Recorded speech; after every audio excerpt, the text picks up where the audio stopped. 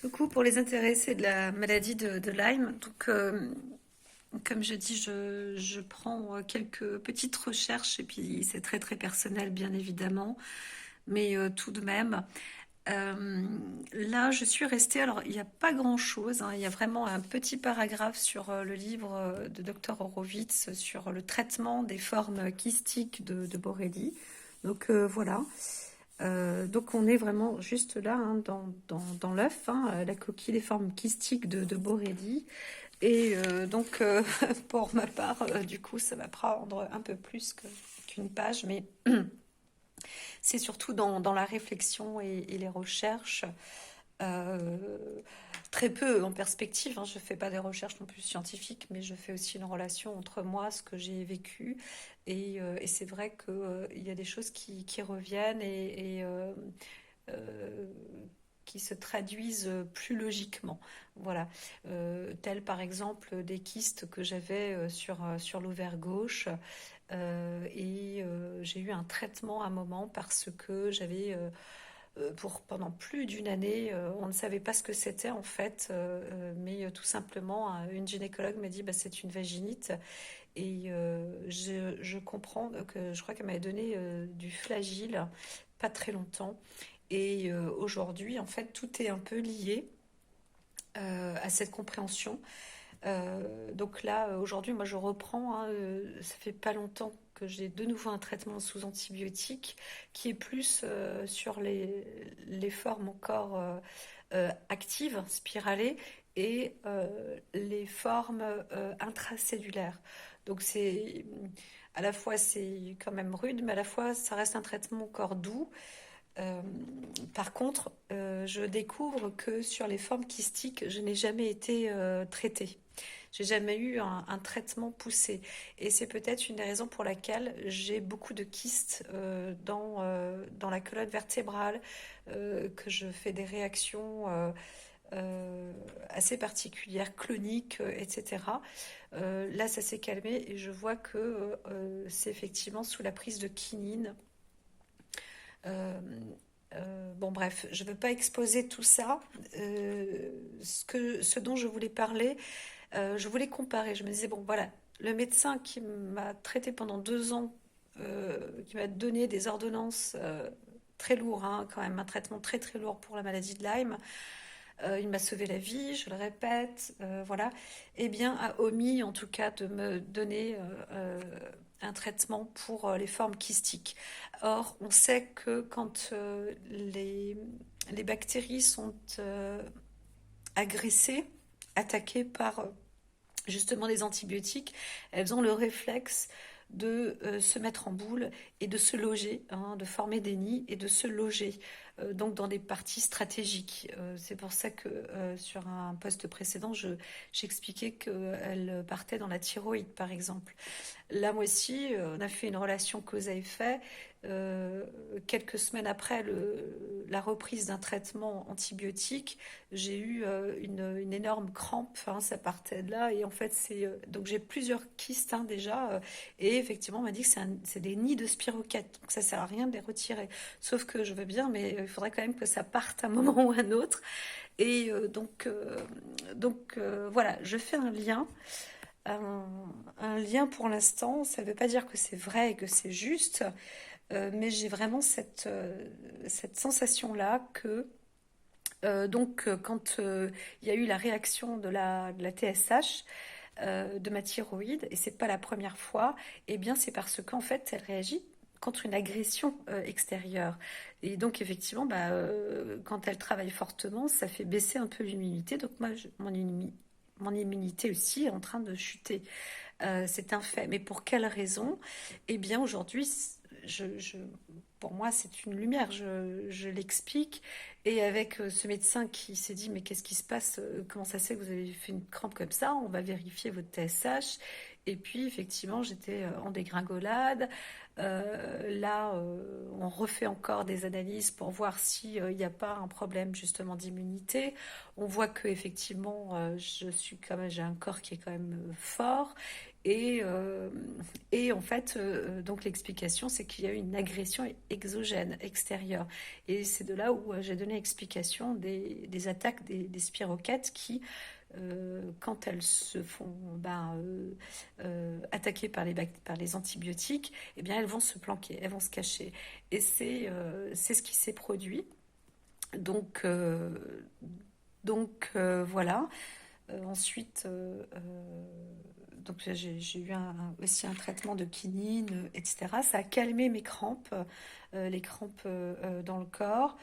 Donc, et je prends pas mal de. Alors, j'aime pas trop non plus parce que c'est de la boisson gazeuse.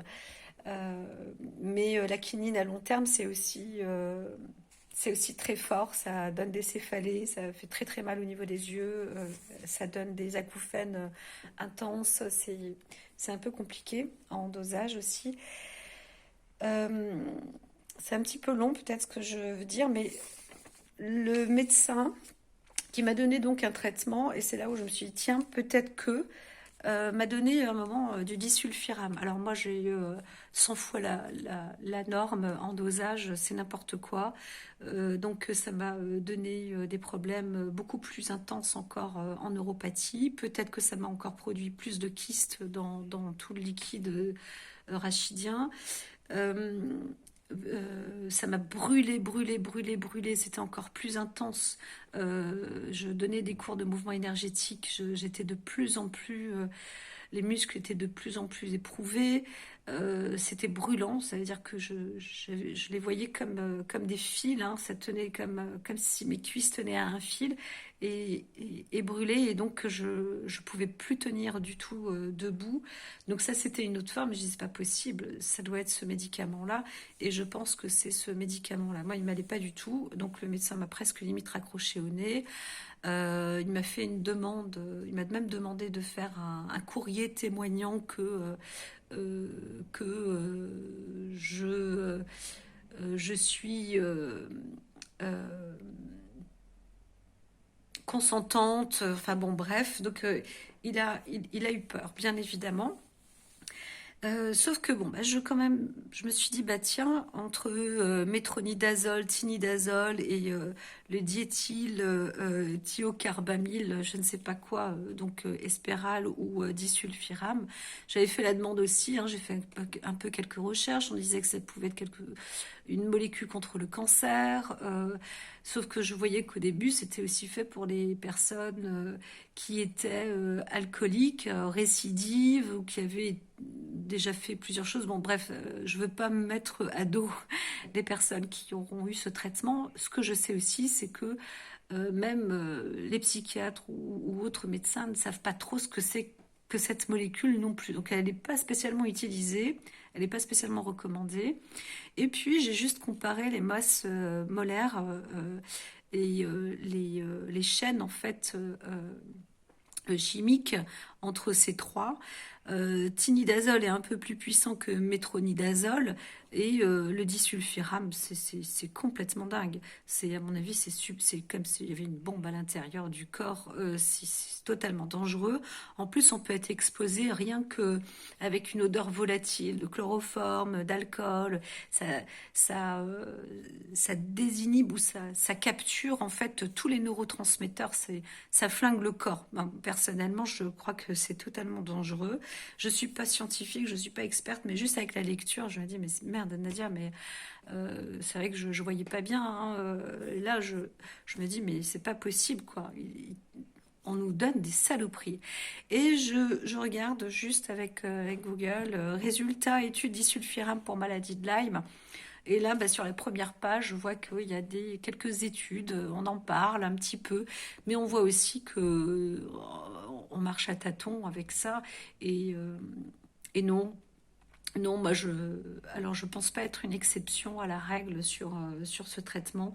Ce que je sais, c'est qu'il est dangereux. Voilà. Donc je déconseille aux personnes atteintes de maladie de Lyme les traitements disulfiram. Je n'ai pas l'impression que ça fasse du bien ou son effet. Par contre, je crois que beaucoup de personnes sont oubliées dans ces traitements, métronidazole, tinidazole, et c'est un petit peu la seule solution de traitement kystique. Alors je m'avance peut-être un peu trop vite parce que je ne l'ai pas essayé non plus. Euh, je vais voir si c'est possible au fur et à mesure. Et donc, il faut l'associer avec un autre antibiotique, etc. Donc voilà, c'est un peu l'avancée. L'avancée. Moi, personnellement, ça me parle parce que je suis remplie de kystes dans le corps et il n'y a aucune raison que ce ne soit pas justement des nids de cette saloperie. Et dans ces formes kystiques, il y a toutes les formes. Les formes L, les formes S, les formes, donc les spiroquettes, les spiralées à parois, mais endommagées. Donc c'est encore plus toxique de cette conservation dans le corps est toxique. Et ces médicaments-là que j'ai cités, métronidazole, tinidazole, apparemment, bah, ça fait partie de... Il y a deux, trois groupes comme ça, il y a trois, quatre, peut-être cinq médicaments de nom, désignation, quand on recherche. Et, euh, et je vois que métronidazole ou tinidazole s'évacue assez facilement du corps. Donc il y a un effet qui se fait à partir de la 10e heure, donc on peut l'utiliser par os, par la bouche avec des comprimés. Et donc, il y a déjà l'usage de la demi-vie en plus, donc ça se nettoie assez facilement. Ça s'élimine via les urines et via le foie. Donc, est-ce qu'il faut après prendre encore du glutathion derrière, etc., pour éliminer un max? Je pense qu'il faut aussi beaucoup boire beaucoup, beaucoup, beaucoup, beaucoup d'eau. Et puis voilà, ça va être un essai. Moi, personnellement, j'ai vraiment envie de me sortir de ça, de cette maladie. Ça progresse, ça progresse, ça progresse. Mon corps va quand même de mieux en mieux. Hier, j'ai réussi à faire quelques abdominaux. Donc, voilà. Mais je sens que dans le corps, il y a vraiment encore beaucoup, beaucoup c'est coincé, il y a des dérangements, et il y a peut-être ces kystes, hein, donc ça s'inflamme très vite encore. C'est pas encore gagné, surtout dans les muscles. Par contre, beaucoup plus fort dans le corps, le squelette, les os, tout ce qui est ostéo-articulaire est beaucoup plus, beaucoup plus costaud pour moi. Je peux porter assez facilement maintenant des choses, hein, même jusqu'à 8 litres d'eau. Par exemple, quand je porte ma source d'eau de 8 litres, je peux la porter allègrement. Je peux commencer à monter les escaliers facilement. Voilà, ça c'est encore quelque chose que je ne pouvais pas faire au mois de novembre dernier. Et depuis le traitement, ça c'est quand même tous les jours ça va. Donc voilà, je croise les doigts et puis je croise les doigts aussi pour toutes les personnes qui sont atteintes de maladies de Lyme chronique, etc. Ah oui, ici, un point pour le disulfiram. J'ai vu qu'en 2015 aussi, il parlait d'un médicament qui allait sauver le sida, les personnes atteintes du sida. Et donc avec justement ce produit-là, avec le disulfiram ou Espéral. Je pense que on est encore loin du compte.